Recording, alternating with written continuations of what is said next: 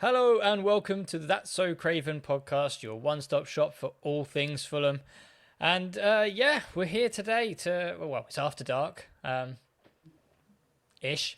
That's what we should rename it, I think, to After Dark ish for summer, but then back to After Dark for winter. But we're here to talk about, touch upon Everton. There's some new contract news. There's some transfer rumour mill is spinning out of control, as you expect as we come into the summer.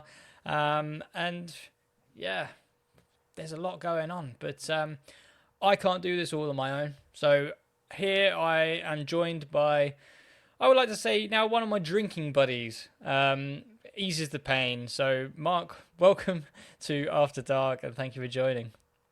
Oh, cheers, Skibby. Yes, I am indeed that drinking buddy, the old City Arms, a nice Fulham hangout. We've done a couple of sessions there. And because I was mocked mercilessly for drinking my beer out of a mug like a classy gent, I'll be drinking it straight from the bottle now. So there we go. Today's one is Staro Pramen. Pretty decent. So yeah, happy to be here.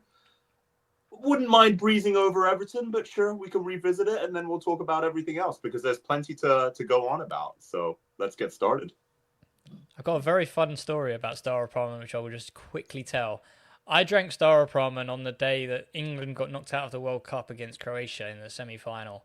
And I was, people just couldn't speak sense to me. I was just saying, they were like, well, they did this and that. And I'm like, nope, they're embarrassing. All this shit, blah, blah, blah. And from that day, it got to a joke of just, if you give Skibby Staropramen, he gets very angry. So I don't drink Staropramen anymore because of that one night where it was in Centre Parks and I fell off my bike and I was going, it's embarrassing. They're all embarrassing. They're all this, they're all that. So there you go. Staropramen. So go easy, Mark. It might make you angry. Mm-hmm. And trying to actually talk sense out of the rest of the group, we have our resident After Dark. We've got Mary Southgate / Townsend. How are we doing, Mary? Hey. Right? Yeah, good, thanks. Loving the After Dark-ish part. I feel like that's quite a good little add-on. But yeah, no, I'm good.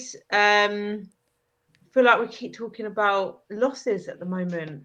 Been 4 in 5 defeats, I think, which not to start negative, but we'll try and bring a positive spin to it though, always do, and it's good. I can see people in the chat, so that's quite fun. But yeah, looking forward to chatting. There's quite a lot to talk about, and fingers crossed we can get through some points at the bus stop club this weekend.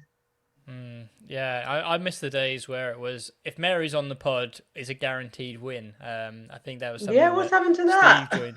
There was this 100% record that Mary had. Every time she's on That's So Craven, Fulham were guaranteed to win.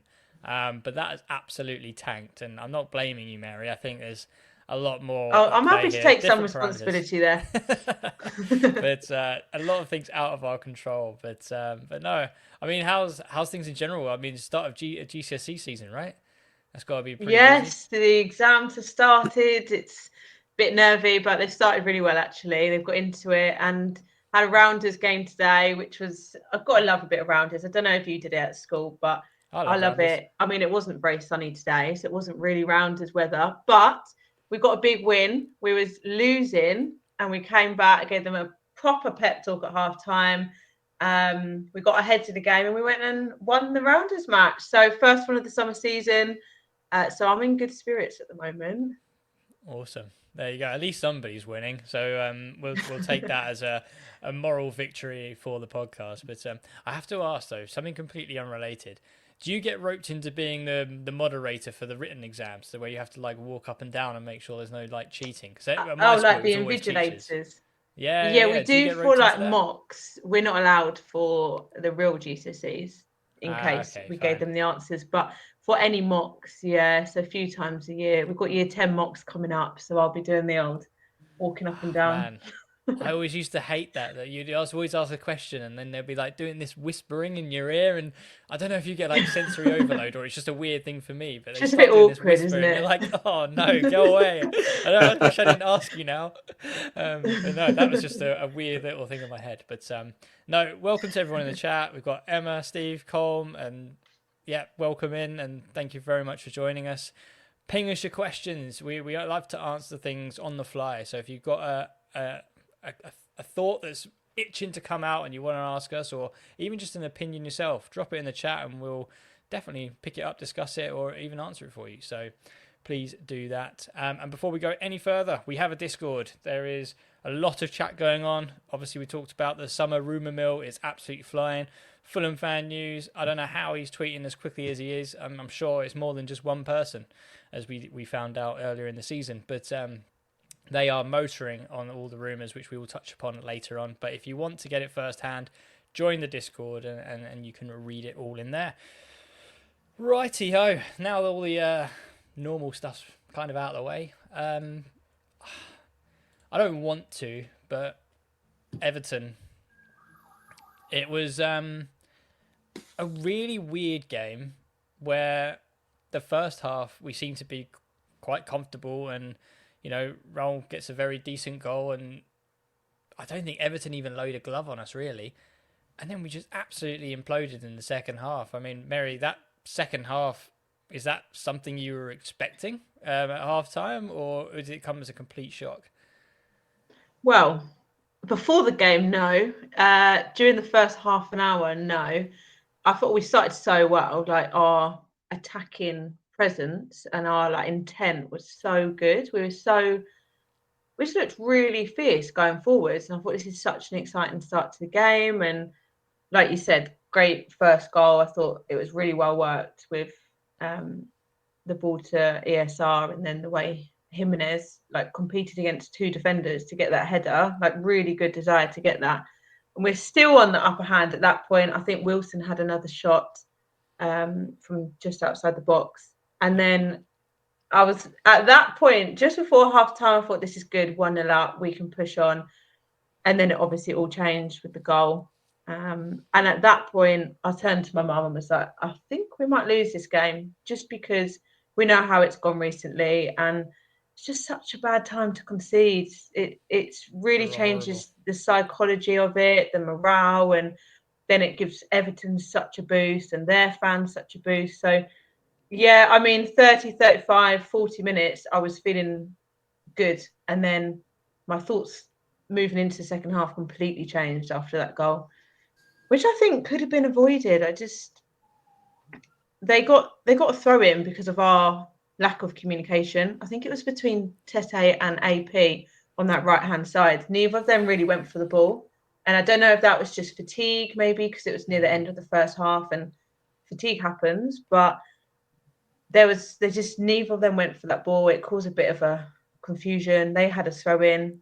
And then, yeah, great long ball. Which on that, I don't feel like we have any players that have a long throw on them that are like threatening long throw. I could be wrong, but they did, and it was. I mean, that helped assist their deflected goal. But I don't know. Do we have any long throwers? I can't think of any. I mean, you're preaching to my dad is going to love you because he says whenever someone does a long throw against us, he's like, it is such a weapon to have that it just causes so much havoc and confusion. Why doesn't every team train that and have that in their arsenal? Like, I just don't think. I mean, the only one I can think of potentially would be, I don't know why, but Tete. I feel like he's got a decent throw, but not anything that can reach the box. But other than that, I can't think of anyone. But yeah, I just think that there's something in the off season where if you're a fullback, train it. Just get your arms done and just absolutely, like, do you remember Pierre Wome? What an absolute throw he used to have, where he used to like completely flex all the way backwards, almost would touch the ball onto the back of the pitch, as he would like flex like a deck chair and just absolutely launch it. But that was, I think that's it really. But I mean, Mark, we talked about the goal on half time. Very, very funnily, I in good old trying to teach Mike from Fulham Boston the ways of the seeing a Premier League game in England. I had already gone for a beer around the 40th minute mark. I said, you watch the game, I'll get us a beer. And so I heard this little murmur. I was standing by the George Cohen statue. I heard this little murmur and I went, I think Everton have just scored. And sure enough, I checked it, and bloody hell, and then I asked around me like what happened to the goal, and they said, oh, it took like 3 deflections and went in. I think it was only 1 in the end, but it was a really ugly goal to concede, and boy was it ugly. I mean, what was going through your head as that sort of sunk past Leno? I think it came off Berger in the end. Yeah, I mean, look, probably shouldn't mention this, but I will. The other podcast brought it up. We don't score ugly goals, and I wish we did. I think we've scored 1 deflection all season, and I can immediately think off the top of my head 3 deflections against us. Martinez on Lukic, Miolenko off of Berg, and then what's the other one? Oh man, it was just on the top of my. Was it Bournemouth? No, Villa. Villa scored 1 as well, right? So yeah, so many deflections because they just took a risk, and we always need to do something beautiful with the ball. We need to have a highlights reel goal before we can put it in the back of the net, and that's what frustrated me. It felt fortunate, but also felt like they kind of made their own fortune, and from there, like Mary said, I was pretty confident they were gonna really gain energy from that and push onwards. And the other goals as well. I mean, that as much credit as Leno has in the bank, and he has loads. He has single-handedly won matches for us, but those are bad. Those are bad. In particular, I want to talk about the second one. Goalkeepers have so much protection. Why isn't he being brave there? If someone gets in his way, odds are the ref will blow the whistle and protect him. Instead, he just lets like the huge like lump in Keane or whoever else they have, their Braithwaite up there as well. They have Beto up there as well. Let them have a header like 1 meter away from the goal. Like that's just really, really bad decision making. And it's really, yeah, it just wasn't brave at all. And very, I feel out of character. I feel like Leno's decision making in general is excellent, but that was a weird one. What do you guys think? It's funny because the goal in question, I'm trying to think of the Everton player who's standing on Leno. I think it was the small winger, but I mean, they say it's not a foul, but to me, he is backing into Leno the whole time. He's backing in. For me, Leno's got to go down there, just because something that's always stuck with me from my youth playing days was if you get like I was told that I was trying to stay up too much, and then they were just like, if you get hit, just if you feel the contact, just go down. And just go down. So for Leno, if he is being backed into, at that point, he's got to just take the brakes off because he's holding this guy up at that point. If you watch it back, he's holding him up kind of thing. If he just takes the brakes off, this guy plummets and takes him into the back of the net. And I think if they then say, oh, we're going to now VAR check this for a potential foul, if you see this player doing arms like this, he's got it round Leno and he's pushing all the way back, and Leno just buckles, they're going to give that a foul every day. And for me, it just seems like Leno is just too fixated on the ball, more so than the Everton player. And he just stands his ground. And therefore, because he's standing his ground, it doesn't look like a foul. But for me, for what the Everton player was doing, it was a foul. But I have to admit, it was really funny to witness in the stand though, because it was always like it went to a VAR check for a possible foul. Then it went to possible offside. It was almost like they were just and this is going back to gripes with VAR. It's like they're just finding faults. They're just trying to find a way not to give this goal, and it was still given. I couldn't believe it. But I mean, I don't know what you think, Mary. Do you think it was a foul, or do you think I'm just saying, oh, he's got to just suck it up and get on with it there?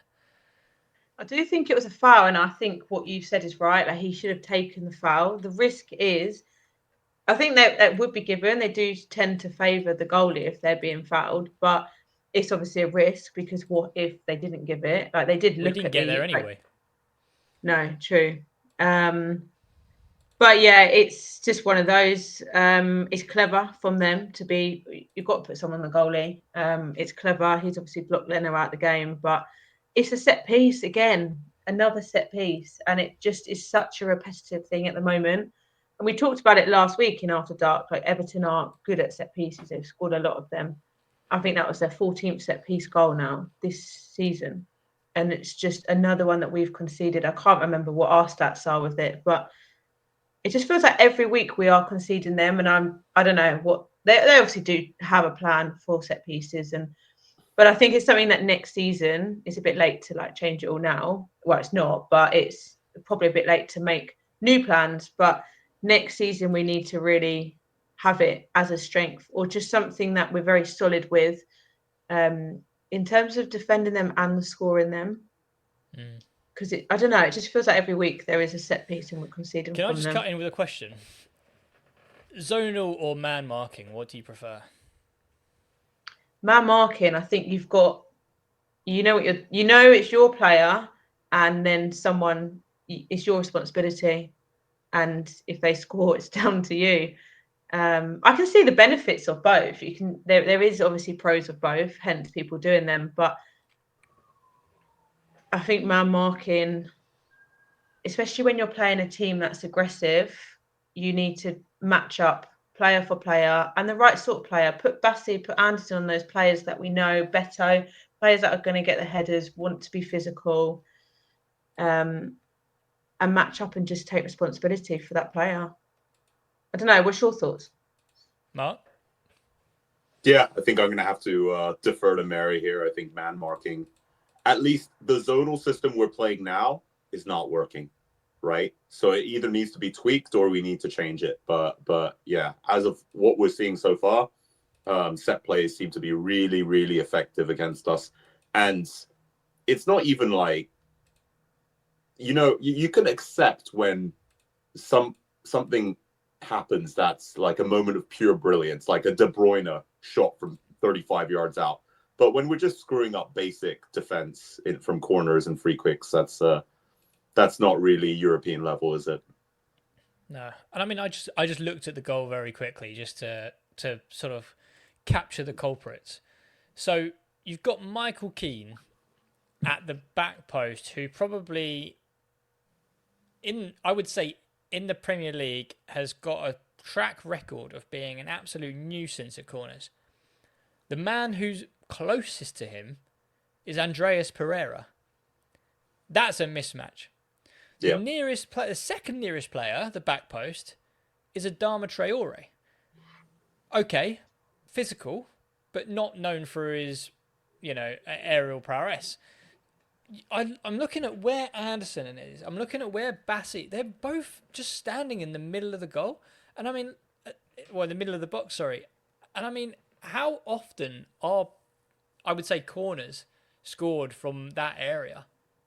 Probably not as often as a near post flick or a back post header. It just seems like if we're conceding so much from set pieces, why aren't we just going, right, zonal's not working, we need to go to man mark. Right, get Bassi on Branthwaite. Get Anderson on Michael Keane. Wherever he goes, you go. I don't care. And Beto, I mean, you could probably have Berger on. It just makes sense if you don't have these mismatches. Like some of these corners that we've conceded this year, you have a look and you're like, oh, who's jumping with, I don't know.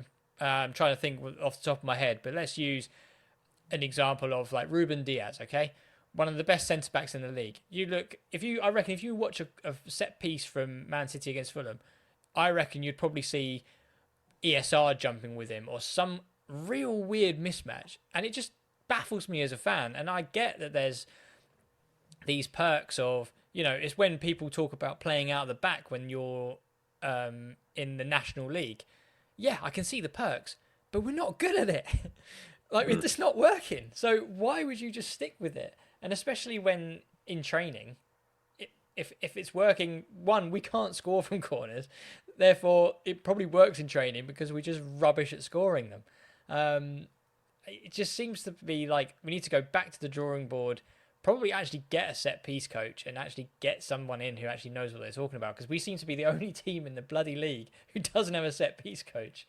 I'm happy to be proven wrong here, but it's just baffling. It really is. And then I'm looking at the scoreboard here, and there's 4 minutes between Keane and Beto's goal, but I'm pretty sure that was just VAR. It felt like straight from kickoff. I mean, Mark, what were your thoughts on that goal? That was just atrocious from beginning to end. Oh, 100%. I think you're right in that it was probably about 30 seconds after kickoff. I was pretty certain, I think most of us were pretty certain the game was done then.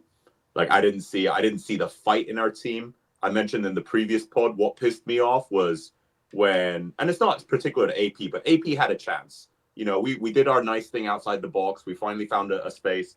We saw AP, like, you know, the same as TC does. He needs a second to like gear himself up and line up the shot. And this Everton player comes out of nowhere, slide tackle, times it beautifully, right? Why is that guy showing so much passion? They have nothing to play for. We had a slight glimpse of Europe, a long shot, but it was still there. And the Everton player is putting in more effort with tackles and blocking shots. That is deeply not only confusing but disturbing. And yeah, Beto goes, he shoots. I didn't really have a good view from the Johnny Haynes stand, so I thought it probably was a decent shot given that he's their main man up front. I watched the replay. Leno should be all over that. That is honestly pretty poor from a goalkeeper we know is really good in one-on-ones, really good shot stopper. But I have that was a relegation level save. That was horrendous and really out of character for Leno.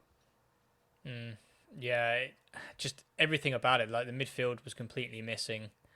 And like you say, it was probably the easiest save that Leno could make of the season. But I'm sure it won't impact him too much. But it's one of those things. Well, funny game, right? It was just if the game wasn't dead and buried, or if the season wasn't dead and buried before that game, it's kind of done now, isn't it? I mean, Mary, there's no real coming back, I think, for the top 8 finish. Yeah, I think it is done pretty much, as it would be a miracle. But I wonder whether the psychology of all that has played a part in the last few weeks, because there has been that added pressure. And I know professional footballers should deal with it. They would have psychology sessions, all that. But I do think that probably has played a part in some sense. And the same with how we've talked about before, we don't deal with, as fans and players, very well with these big decisions. And there was the big VAR. You could see on the pitch, going back to that second goal, when they were doing the VAR, Leno stormed all the way up to the halfway line near enough. He was fuming about it. He was, he looked fuming about it, quite understandably. So it goes back to that psychology. They obviously we conceded again very quickly, but I think the players are probably still raging over that moment, which probably caused a bit of a lack of focus, lack of concentration. And I know we had kickoff, so we should have taken that moment of possession and had the upper hand. But as soon as I watched it back, as soon as we lost possession, I think Berger tried to head it. It went skew for a little bit, and Tete was very slow to react to it, which is when the turnover happened. But I just wonder whether the psychology and the emotion of that whole VAR wait, and it is frustrating. We were frustrated as fans, and then to be as a player, there's so much emotion as well in a competitive situation. So Leno should have done better. He should have, but in his defence, I reckon he was probably still, and a fair few of them still thinking about that VAR decision. Yeah, and it's an interesting thing you talk about as well. Is the pressure on the games. I think, funny enough, I think Roger, your dad, has just turned up in the chat as well, so welcome in, Roger. But it was something that we spoke about, I think, a couple of weeks ago. Hi, Dad. This is something that we talked about, which was Anderson labelled them finals. We've got 7 finals coming up, and it was like we shouldn't have called them finals, because if history's proven one thing, Fulham aren't very good at finals, and that's kind of proving correct at this time. But no, and I think it's a common occurrence as well. The other point that you made, which is the Fulham get hung up on, or the players get hung up on certain decisions and referees and things like that. And whether that's drummed in by Marco, because he loves to complain, he loves to really have a go at the ref, but they just seem to lose their heads. And we were talking about this before, that when we concede, we always seem to concede straight after, because they just lose their heads and the composure goes out the window. And I mean, Mark, is that a trait from the manager, do you think, or is that just a Premier League professional footballer being passionate about their job? I think it can be both, right? And the thing is, I have my rose tinted glasses on. I think the decisions that the players get upset about and Marco gets upset about, in my eyes, are completely understandable. I would love to do a deep dive on this and really see. I think we've mentioned before Thomas Frank's Board of Justice. I'm pretty sure we're more unlucky with decisions than we are lucky. But like I said, I'm probably biased. Yes, they should be professional. Yes, they should move on past it. And also we should be more streetwise. Like you said, if Leno's getting backed into and he knows the rules of the game is that if he falls over while being obviously backed into and it's on camera, it would be scandalous. And there's only so many times a referee can get it wrong before he's fired, right? So they're going to try and get it right. Yeah, that's something to consider. But yeah, I think as much as it feels unfair, as much as sometimes the decisions go against us, perhaps on the field is not the time to really show it. You just have to do your best, play your best game, and then you can really contest the decisions afterwards. But I still think at the same time, flip-flopping on this a little bit, you should be allowed to show some like if a really bad tackle comes in and the ref misses it for the third time, you should have your captain really make a song and dance out of it. Just so the ref knows, even, I'm not saying he is, but if you do have a ref that is favoring one side or the other, we let them know that we're onto it and make sure the cameras see it as well. But I know that's a bit of a nothing answer, but yeah, we need to be better. We need to be more professional. Yeah, no, I agree with that. Well, we put that one to bed. Everton came, they conquered. We dropped without a whimper, so that's that. Brings us to another game. So we have a game coming up on Sunday, 3 p.m. 3 p.m. kickoff on a Sunday is really weird, but hey, that's what it is. A huge game. Probably one of the fixtures that you look forward to when the fixture list first comes out. And little did we know that, when it came to it, we were hoping this would be the Brentford relegation game, but unfortunately it's not. But it was or should have been coming down to, a real European push for both clubs.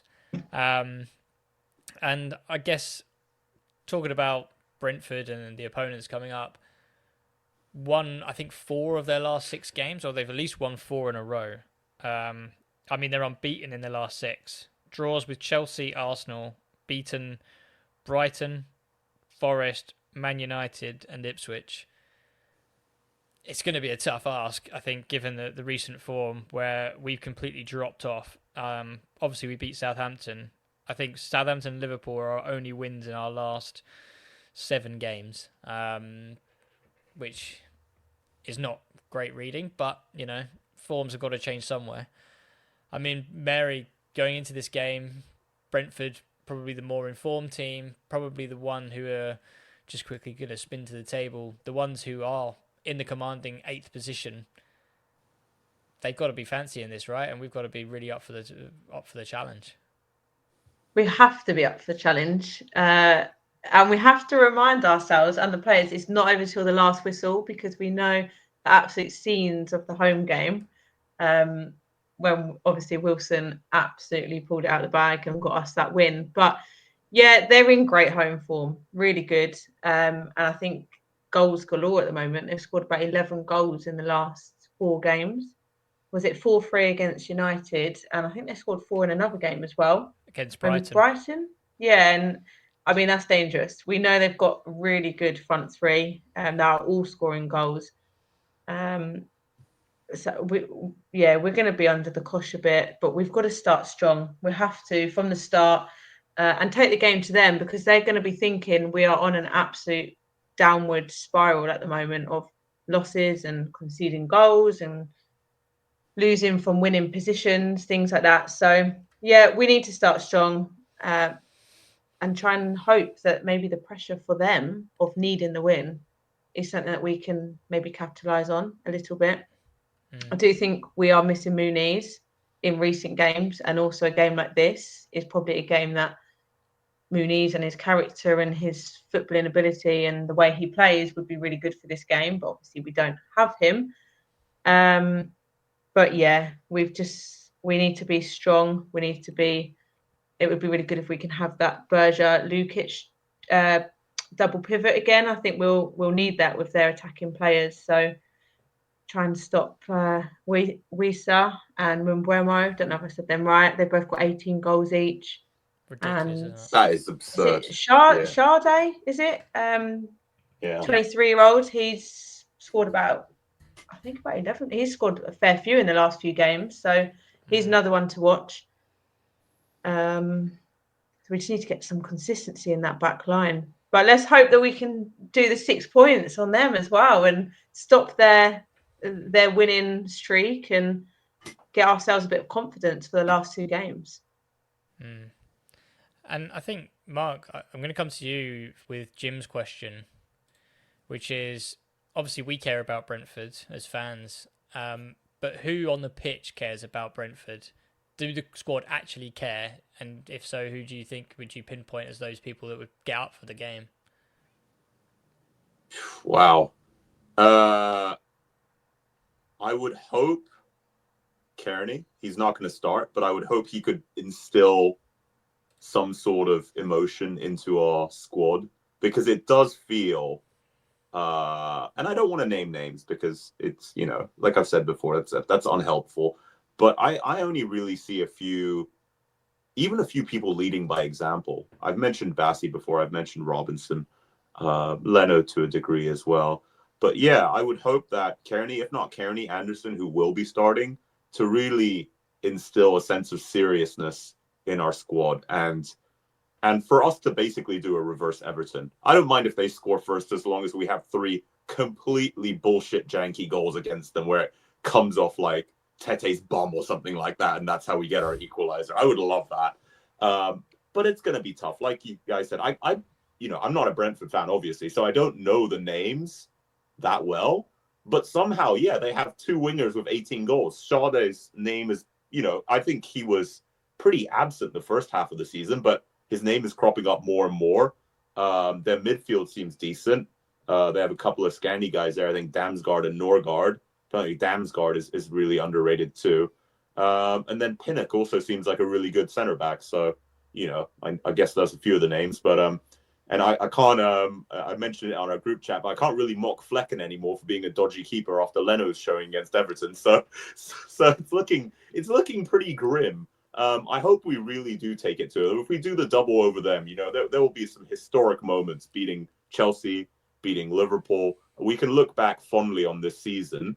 It's a season that could have been, but, City for me, I know we're jumping ahead, but City for me is always a bit of a throwaway match. So if I had to pick, I'd rather beat Brentford and lose to City than the other way around. Yeah. No, that's fine. And yeah, Colm has a great point of Cess. Cess has been in the squad. He understands it. He will, I think he'll be the one up for it. But I do echo Jim's points. You do look out onto that team and you just think who's going to really take the game by the scruff of the neck and play to really do anything to get that win. We just seem to be missing that mentality.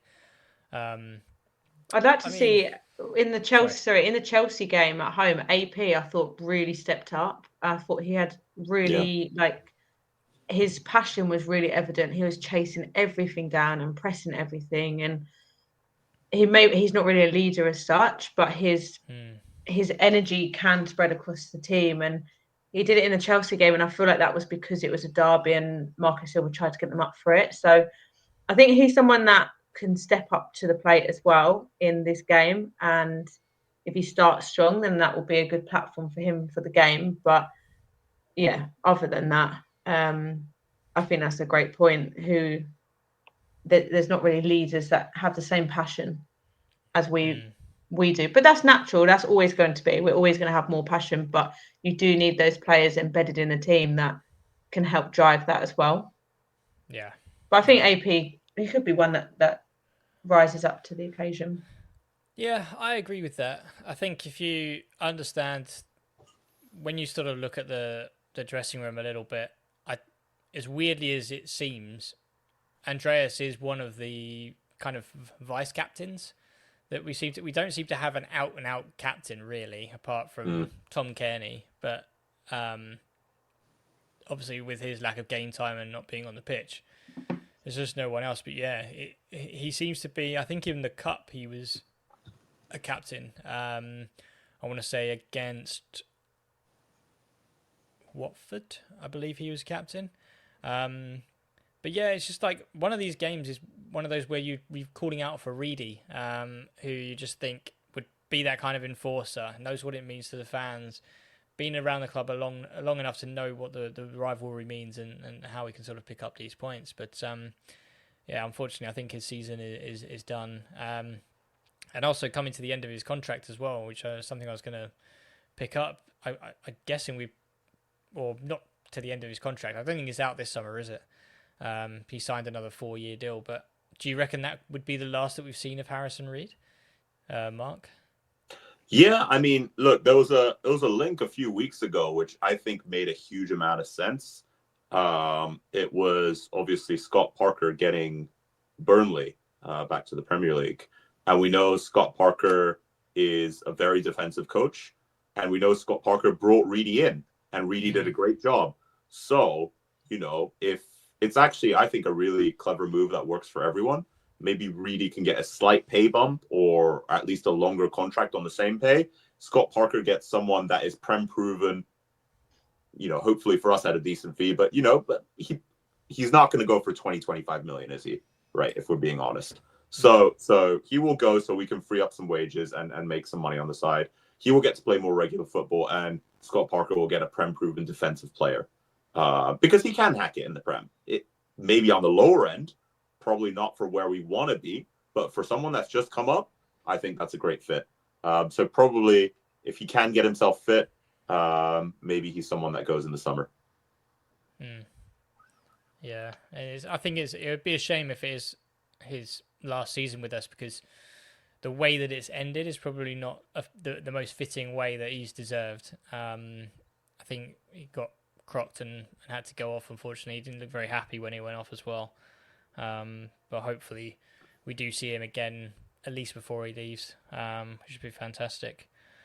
So I mean, going back to Brentford though, Mary, their last outing against Ipswich wasn't convincing. I think, like you said, you've seen a lot of, they score a lot of goals, but a 1-0 win against an already relegated Ipswich side who arguably probably held their own better than the rest of the relegated sides. But, it was 50-50 possession. Ipswich had just as many shots on target, if not just one less. I think there was a few times, I remember Mari Hutchinson hitting the post. That did signify to me that there are some weaknesses in this Brentford team that we could definitely exploit. I mean, do you hold that kind of optimism, or are you quite written off like a lot of the chat at the moment in this stream saying? No, I'm trying to start positive vibes again. Every week I'm feeling good, and every week I think, no, we can do this. And I do think that the fact that we have no pressure really, there's always going to be the pressure of winning, and it is a big London derby, but the whole 8th place, etc., is pretty much off, which I think Colm said in the chat earlier, made a really good point that actually we don't really have the squad at the moment for getting that next year. But if Brentford get it and have their small squad, then it could help them maybe be a bit lower down or get relegated next year. So I thought that was a good point. But yeah, I found it interesting that Ipswich had 50% possession, because you would assume that they sat back a lot to only concede 1 goal. But I just think structurally we need to be really solid out of possession and know how to deal with their front three and the midfielders that want to be creative and be strong against them, because we're not always we conceded 2 open play goals against Everton, but they weren't anything decent, to be honest, and they could have been avoided. But the main thing we're lacking at the moment is that strength for the set pieces. We know that. And when we're up against these players that are scoring 18 goals for Brentford, we have to make sure we don't let them concede that way, because realistically, and I'll probably say this in 10th fate now, but we're not conceding loads of good goals from open play. They're cheap goals that we're giving away, or like I said, set pieces. So yeah, I am feeling positive. Might be the only one feeling positive at the moment, but we just need to be structurally a bit stronger at possession. I think we missed Lukic the other day. He offers a lot in midfield going forward. So I don't know what the update is on him. I'm hoping he's back in. I don't think we've had. I think tomorrow is the presser, so hopefully Marco will give us an update on whether Lukic. But last time he did say I think he was a week away. So hopefully he's back. I mean, Mark, do you share the optimism? Are you feeling positive, or are you feeling gloomy? And do you need to take Jim's advice of we need to be more merry? Wow. Yes, I wish I was feeling more optimistic, but the thing is, we let in 3 goals against an Everton. Maybe we were off color that day as well, but we let in 3 goals against an Everton who they're not the most technical, right? Brentford, I think, are drilled fantastically well, so their execution is going to be on point. And Thomas Frank is very clever with all the tricks that he plays, right? So whether it's the whatever sub 1 minute goals that he's doing, or whether it's a short throw into the long throw, or whether it's a deeply cynical but highly effective, I think this was from a long throw, going for a ball in the box, knowing full well you can do nothing with the ball, but you touched it first and then you got hit by a stray leg, so you go down like you've been shot. By the rules of the game, the defender missed the ball and got the striker, who was in possession of the ball, even though it was flying out of the box at that point, nowhere near the goal. They're very good at that. So we need to be so much more defensively on it than against most other teams. And that's really what worries me against Brentford. Yeah. And I think it goes back to your point earlier in the show, which was we don't get these deflected goals. And to me, that's a point which I think Mary made weeks ago, which is we just don't shoot enough. Have a shot. You might get a deflection, you might not. You don't know where. Once it leaves your boot, there's unlimited possibilities of where that ball is going. Just take a dig. But that's what I like about Cess is he does Cess shoots, and yeah. I think we missed him being higher up in the Everton game, because when he got in those attacking, well, I think there was a chance at the start of the second half where we worked in a little triangle in the edge of the 18-yard box, and then Cess got a shot off straight from that. And I'm sure there was another moment he got a shot off, and he doesn't have that fear. I don't know if it's a fear or what for the other players, but he does seem to shoot. So I really hope Robbo is back for this weekend, so that maybe Cess, if Robbo's back, I would like to see Cess start. I think we all would. But he does shoot. He's one of the only ones I'd say that does. Well, that's interesting. And remind me, there's a question that we have around that, and I need to remember around Cess. But if I forget, jog my memory about the Cess question. So yeah, stay tuned for that. But I think you're quite right. It's just if the one gripe that I've got with this whole shooting palaver is Berger scored a belter against us last season. I think it was either Burnley or Sheffield United season. But one season he scored a belter against us from the edge of the box, and you watch him, and he's a great carrier of the ball. He's a very great athlete, and he gets to the edge of the box, and he looks to the wings, and he just looks sideways, and you're thinking, that is a man who's been coached and told what to do. Yeah. And that is something that really frustrates me, especially from a Marco Silva who is glistening, and his reputation is this score more goals than you, attacking. Mate, if you're in that position, have a shot. Like, I know you're our CDM, and, you know, he probably cares more about his stats of turnovers and dispossessions and things like that, but mate, just have a dig. We know that you've got it in your locker. You've done it against us. I think it was even at the Cottage. I think I was there and witnessed it. It was painful, but I'd love to see that for us. for whatever it's worth. And I think the only person who's really been showing that kind of tenacity and a bit more adventurous side is Bassi. Like he goes on when we had five at the back, goes on one of his marauding runs and has a shot, and you're like, Jesus Christ, why can't our centre mids or our midfielders do that? But it's just doesn't seem to be happening. So if I have to push you, Mark, prediction, scoreline, what do you reckon? I'm gonna be overly negative here, in the hopes that karma bites me and makes me look foolish and we win. But unfortunately, I go 2-1 Brentford. I think we can score, and I still maintain Flecken has the limpest wrists, even though weirdly, statistically, he's meant to be really good. But every time I've seen him play, like half the shots we shoot at him, he needs to like bat it down, or it's just weird. I don't rate him. But we have been categorically incapable of keeping a clean sheet.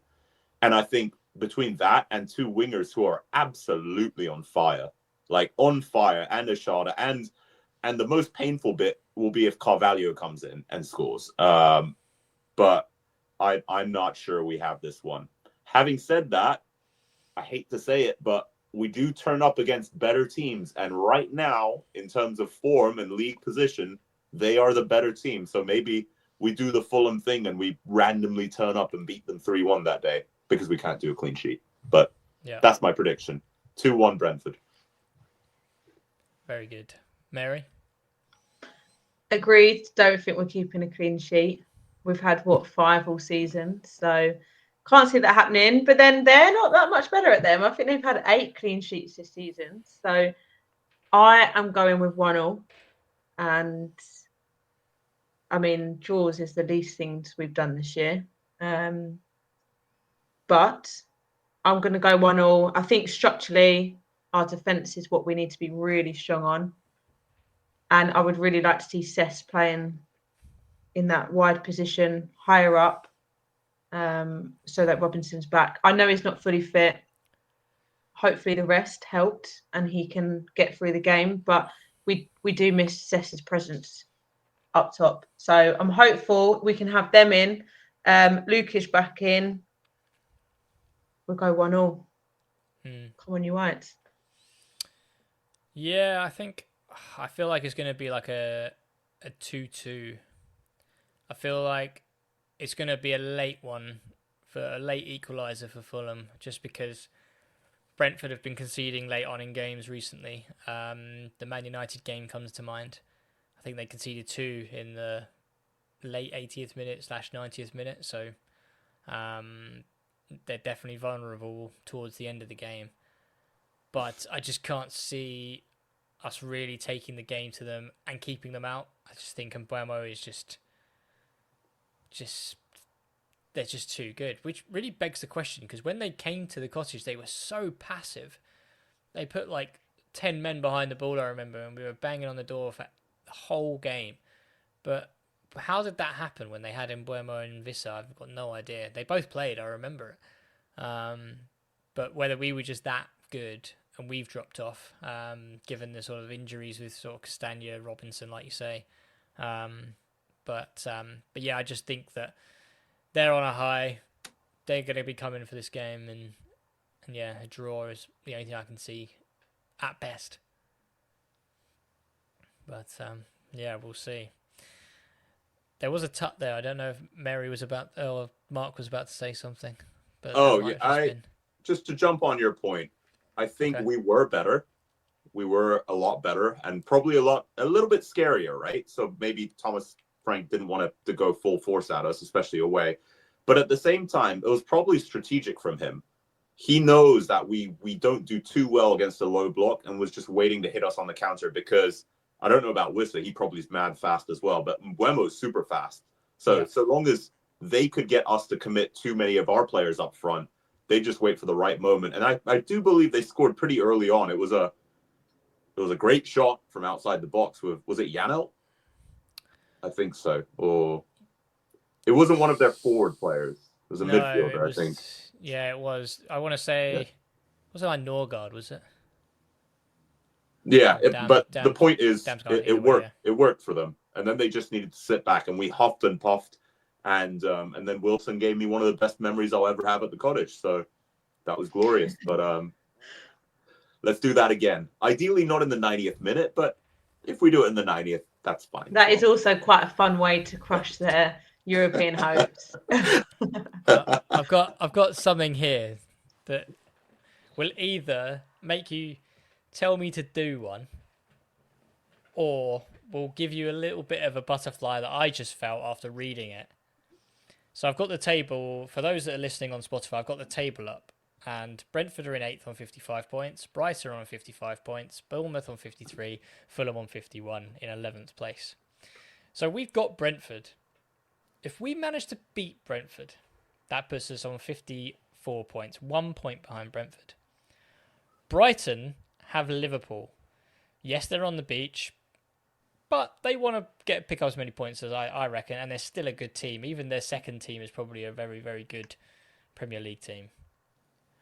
Bournemouth have Man City, but they are going to be resting players. I think they're going to be resting players because they've got the cup final coming up. You can see it, can't you? Bournemouth losing to City, Brighton losing to Liverpool, and us beating Brentford. And it's back on. Everyone getting passports out. We buried this. We killed it. We took it behind the shed and we put 2 in the head. It's taken about half an hour to go from one to the other. It's back on. If we beat Brentford, it's back on. I'm telling you. Eze's going to score a brace against Man City, and it will be irrelevant. So no. Unless Palace win the cup. Come on, exactly. Dave. If Palace win the cup, which is never going to happen. Wow, you say that now. Testing fate. Yeah. What's the worst that could happen? Anyway. We lose Europe, and my best mate gets his team's first silverware. That'd be a fun trip. Palace lift the cup. That'll leave a real sour taste in my mouth. But anyway, on to probably one of my favourite segments of the show, because this is where we talk kind of what everyone else wants us to talk about. The other 50 minutes is what we want to talk about, but this is actually what you guys want to hear. So you probably all skip to this moment anyway. I will start with the Cess question because it's on my mind. But this was from Mike Levy from Fulham Boston. He says, do we need to explore a potential backup left back, considering if Jedi stays? Because Cess provides such good coverage further up the pitch that we're actually losing out by, I think, Mary, you made this point of, when we put Sessegnon back at left back, we lose probably one of our only most adventurous players who actually takes a shot. So if Jedi stays, is a left back going to be an option in the summer due to that reason? And Mary, I'll come to you for that one. It is, yeah. In short, yes, but there is other options for if Robinson can't play. For example, let's say he is staying. Well, let if me he put it does this way: can't would you play, prioritise it? Or are you still happy with Cess being a backup left back, or would you prefer Cess to always be available on the wings? I think Cess is better on the wings. He just provides that added. It's good to have him as an option there, but we should have a left back that really could play there. So that Cess can always be available. Or the alternative is Cess is always available and we have more depth up top. We obviously had Nelson out. That didn't really help the situation because we have lost out a bit there. Wilson being out for a while, we lost out, which I do think has been a big thing. Our injuries has played a part, and I know every team can probably say that to some degree, but having Wilson out for a long period of time and Nelson and now Muniz is a big difference. But yeah, we need some cover there so then Cess can be up, but equally we need more depth up the top. So I haven't really answered the question in one way or the other. I'd like to jump in. I have a random thought, but I think this could be quite cool. I know we hate it, but in theory it works. If we could find a way to make 5 at the back work, can you imagine how terrifying our attack would be with Nelson and Cess on the same wing? And we just have Bassey slot into that left position. that could be quite interesting. So it's not a must-have for me. I think it'd be good to get one, but I think Cuenca can play there. I think Bassi can play there, and Castagna can play there. Now, obviously, Castagna question marks. It's not his, I guess, preferred side. Plays left back for Belgium, though. Right. Yeah. So it could work. But I would like to see a world where, we both have Cesc and another winger on the attack. I think that'd be terrifying. And on that point as well, I'm still adamant that a 5 at the back with Kenny Tete as the right wing back would be better than any 5 at the back that we've seen this season. Just because we've played Castagna there and he's just not as attacking. I think if you had Cuenca, Bassi, Anderson, Diop, with Jedi as a left wing back or Cesc, with Tete as the right wing back, I think that is a way more attacking and a bit more effective 5 at the back than what we've seen previously. But yeah, it's an interesting point, and I love the fact that all the comments on the stream had their own answers as well. So, Roger saying Castagna can play left back, so no, not ideal, but an option. Jim was thinking about left back. Bassi can do it. Cuenca could do it. So I think and Dave says the Jedi doesn't miss many games. So I think the collective is we don't bring in a backup left back just because we feel like we are covered without impairing Cec's forward thinking. But, under Marco, he just loves to put him left back. An additional question from Mike, which I will answer myself. This is also hypothetical. It never happened. But how does Skibby deal with hangovers? Does he have a family recipe cure? No, I don't. My Sunday was written off, and hypothetically and allegedly was written off. So there's that answer. And I will not be answering any more questions on the matter. Anyway, so other questions that we have, there we had a lot in the Discord, some fun ones as well. I'm concerned about our current form. Do you think this is down to Silva being around his actual future at the club, Mark? Yeah, I think the different staff, players, and manager feed off of the energy from each other, right? And what I mean by that is when Europe was a very real possibility, and yes, I understand mathematically it's still possible, but It's 7 happening. games ago... Wish I had your enthusiasm and belief. But yes. Probably still drunk. Marco is probably really down on that. And he's probably down on the fact that we shouldn't even be here. And what I mean by that is we should be higher, right? The Beto last-minute goal, the Danny Ings last-minute goal, dropping points against the first Southampton match, not being able to get a win against Ipswich. Like, I know they weren't crap. I know they put up a good fight, but on balance, we should have at least one win. United were terrible. West Ham were terrible. Yes, we've had these brilliant moments where we've outplayed really good teams like Liverpool, like Chelsea, a draw with Arsenal at the Cottage. Incredible stuff. But at the end of the day, a point is a point, right? So I'd rather, instead of everyone praising us and saying, wow, it was incredible that you drew against Arsenal. They're such a good team and they play such beautiful football and they have great players. Why don't we just beat Man United when they're terrible? That's much more valuable. So yeah, stuff like that. I think that's probably gotten into Marco's head. We know he's very ambitious. We saw on the Discord as well that the rumor is that he's felt he's done as much as he can with the squad he's been given. So yeah, and maybe the players sense that, right? They sense that the manager's just a little bit put out. He isn't really. I assume he's a professional and he's still doing the best he can. He still has a game plan and things like that. But I think you can tell from the body language and things like that. So probably they're feeling the knock-on effects of that. And I really hope, for the sake of all of us included, right, the fans, that we get an idea of whether Marco will stay and be backed, because there's no point of him staying and signing another 3 years and the Khan saying, great, our spend every season will be net 50 or 60. He wants higher, we want higher. Everyone, I understand, is a sustainability thing, but everyone wants this club to succeed. His future needs to be sorted out sooner or later. Yeah, and I think there was a really worrying point in the Discord, which was around wages over turnover. They wanted to be the Khans want it's currently reduced from 126%, I believe, to around 80. The Khans want it to be lower than 76.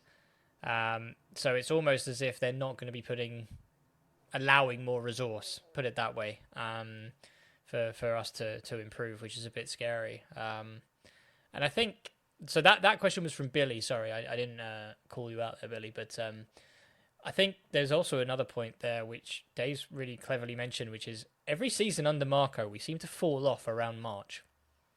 So it just doesn't seem to be the current speculation around Marco's future. But Mary, I mean, every time we seem to get to March, we seem to really drop off and never really finish that strongly. I mean, does that come down to fatigue, I guess, or could be fatigue? style? And my other thought is, are we getting found out, and then are we not coming out of plan B, plan C, and just adapting, like when we need to adapt, whether that's on during the games or ahead of the games or at half time, whatever it is. And I just wondered whether that's what it is, because like you said about Brentford, when we played them at home, they were probably well, like Mark said, maybe hoping to counter us, but also maybe we were on quite a good run and we started the season probably stronger than we thought, and we were looking really strong when we were in attack, especially on that left, and looked really threatening. But now we come to this stage and people have worked us out a lot more. There's obviously a lot of analysis on teams. So I wonder whether at the near the end of the season, okay, this year we've had a lot of injuries as well, and I do think that has played a part when you think about the key players that have been injured. But yeah, do we really have a plan B, plan C? I don't really see it. I know we bring subs on and we try that way, but I don't know. That's where my thoughts are sort of going, as well as fatigue. But then every team can say that.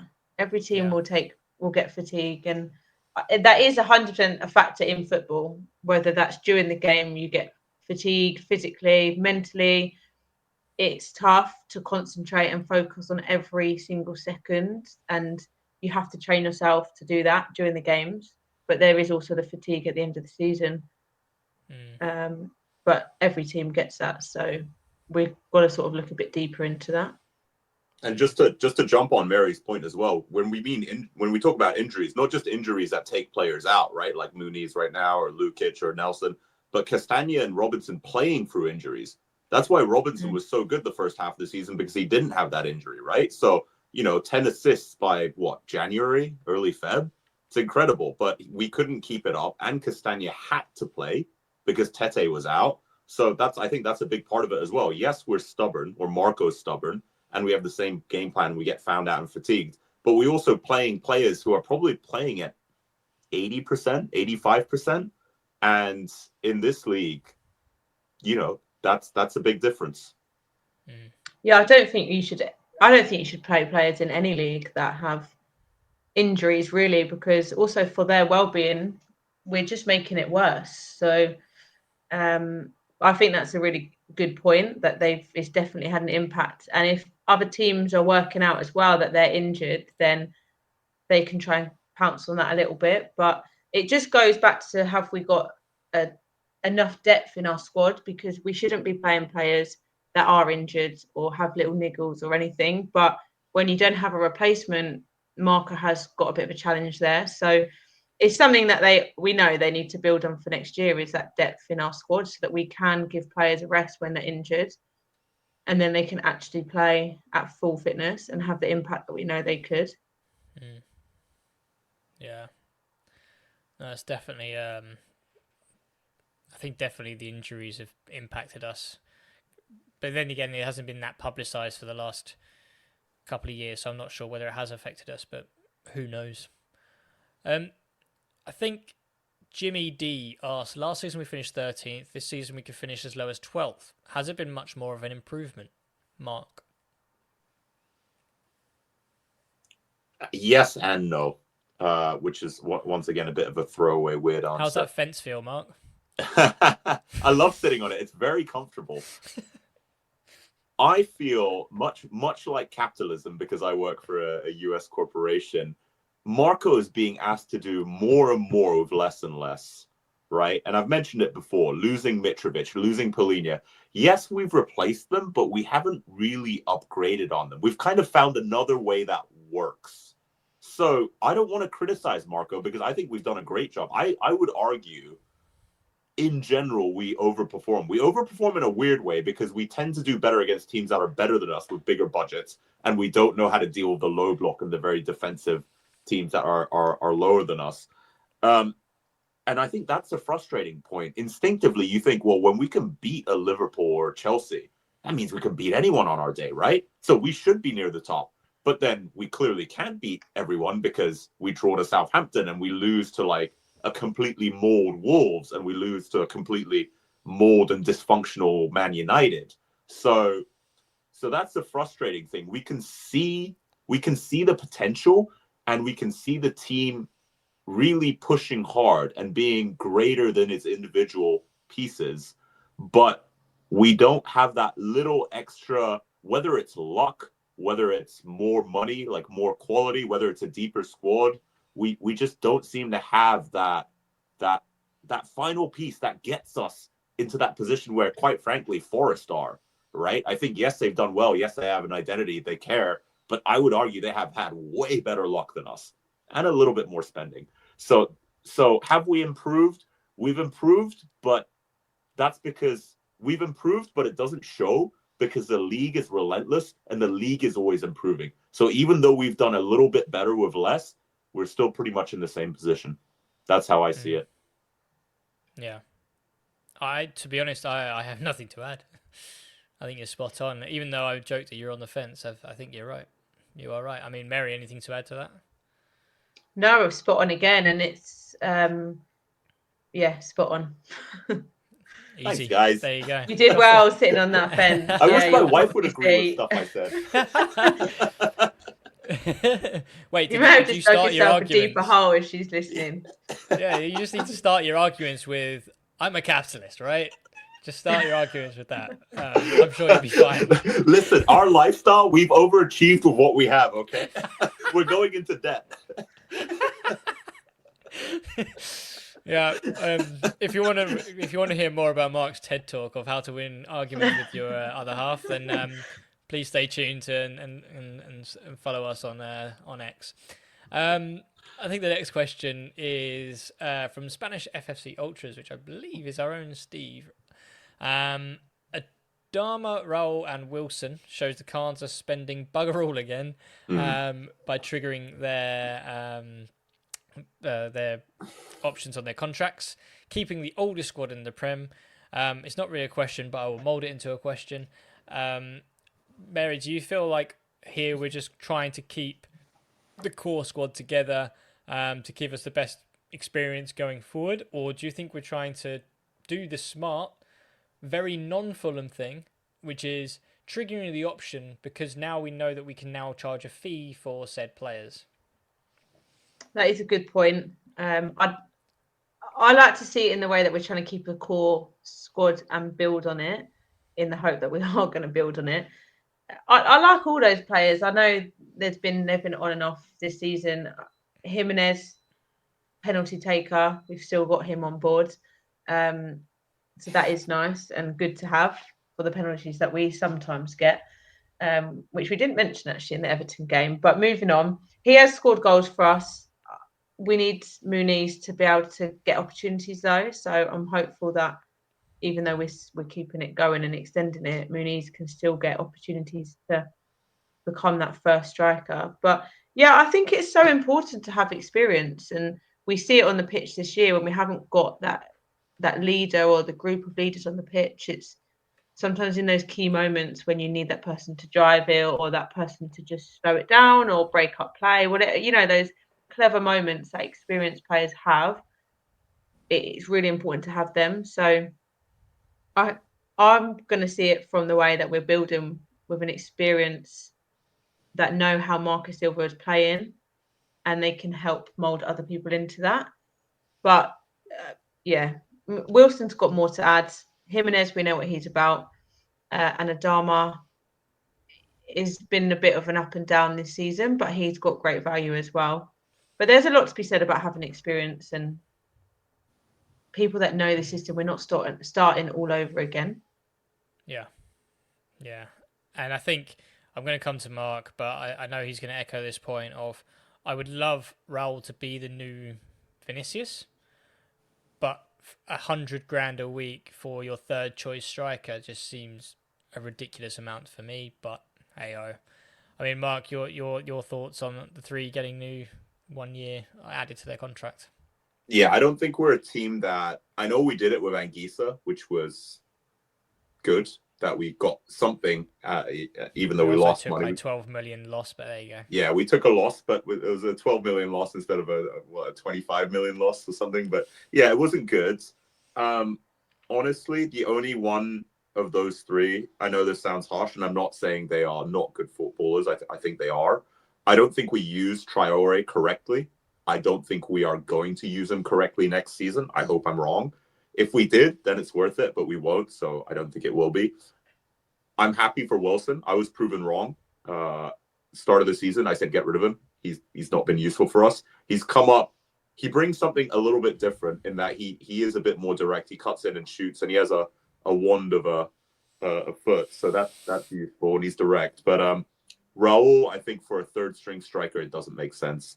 I know I'm probably going to get half of Mexico on my back here. He is a supremely talented player, but he's just not clinical enough to be on third choice 100K. Yes, he does penalties, but an argument I often make to my friends, which is overly simplistic, but I think Fulham aren't at the level where we should be looking too far beyond the core role of the player. So what I mean by that is like when my Arsenal buddies are like, but Ramsdale and Raya's distribution is incredible. Well, for us, we just want a goalkeeper that stops shots, right? That's your core role.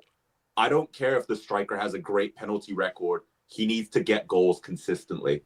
And if we can deploy that 100K a week to someone else, I would be more in favor of that. However, the club's made the decision it's made. I think what we can do now is we have to be as supportive as possible because getting on players' backs is pointless. And yeah, I wish I saw a little bit more ambition from the club. But for me, Wilson, yes. Traore, maybe leaning towards yes. And Raul would have been a maybe leaning towards no. I mean, give it time. We know that there's a lot of admiration for Adama in Turkey. So maybe we're looking to, because we picked up Adama for free. Maybe we are looking for that profit and we could get a £5-6 million bid from someone in Turkey for him, and then that gives us a bit of leeway when it comes to financial fair play. I mean, I think I'd like to see what happens to the squad come the first game of next season. I think that's when I'll make my judgments, because if Raul is the best striker that we could potentially get right now, then yeah, definitely tie him up. But if we find that there's options in July, August that now fit the bill, and then we can find a loan for Raul somewhere else with an option to buy, frees up the wages, doesn't it?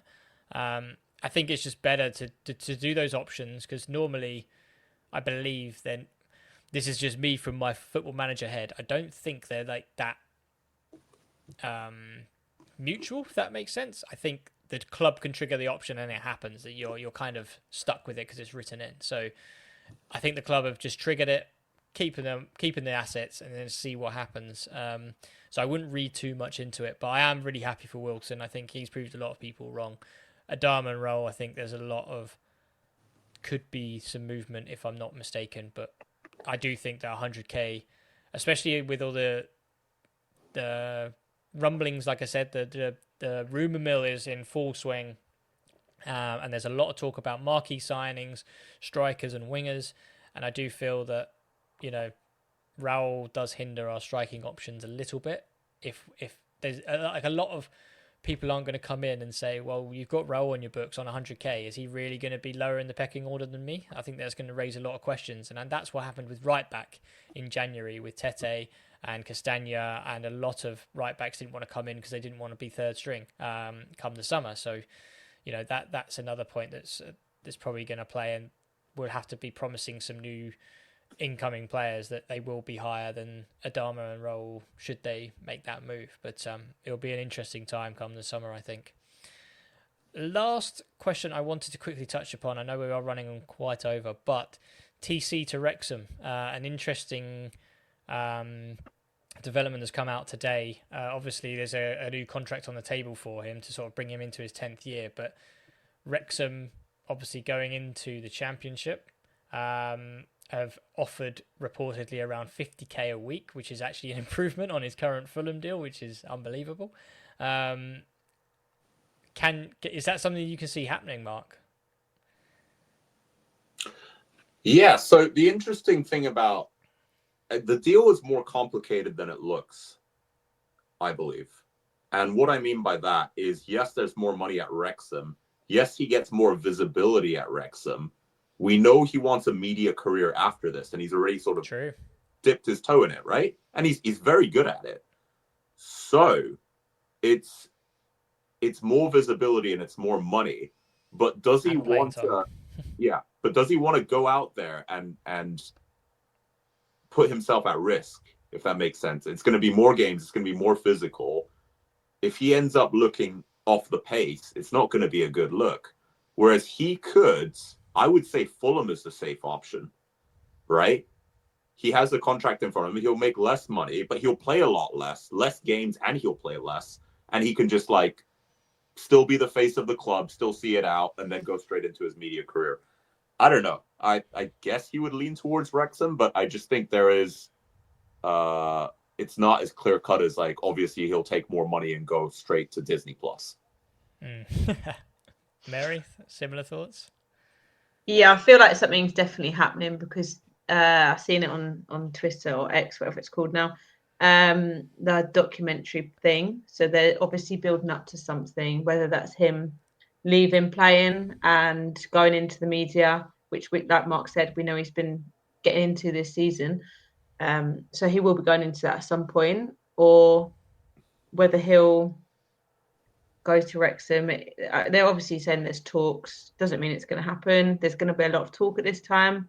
Same with Marcus Silva, and I know there is questions around whether the paper talk is right or not with him and Spurs links, etc. But yeah, when TC, I just think the documentary thing is interesting that they mentioned about that. It feels like he is leaving in some capacity, whether that's leaving football or leave to be in the media or leaving Fulham completely.